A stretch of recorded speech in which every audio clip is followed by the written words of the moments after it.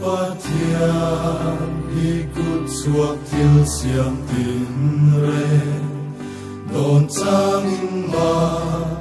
tin kalau khatri dân tiếng si ar dâu dài lệ chung khop puiri i thil di thei bo ruat zava lang ne lên tu bui lên tu ram bu lên phần changi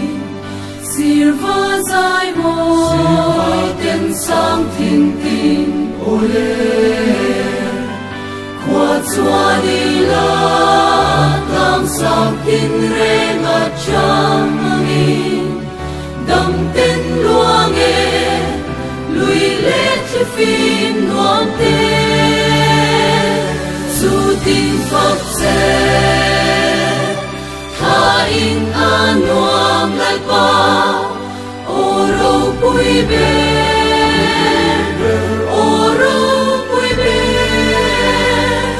su tin phật se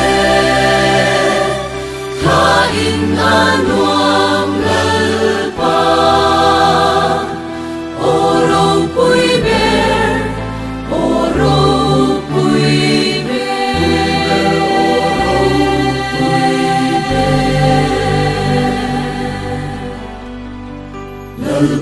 Pathianin afa pa chu zwa lovi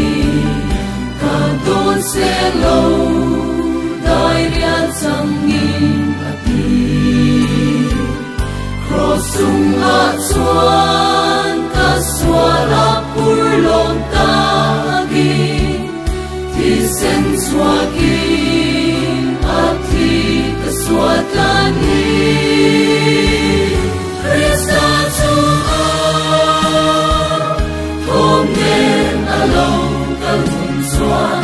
mình xoay ang va a hen men ka khata lom ta kin ka choi mo rang ama a kuni oro pui ber ti in ka fa to a su tin phật se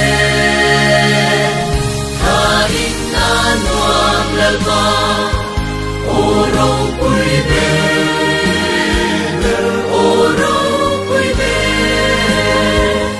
su tin phật se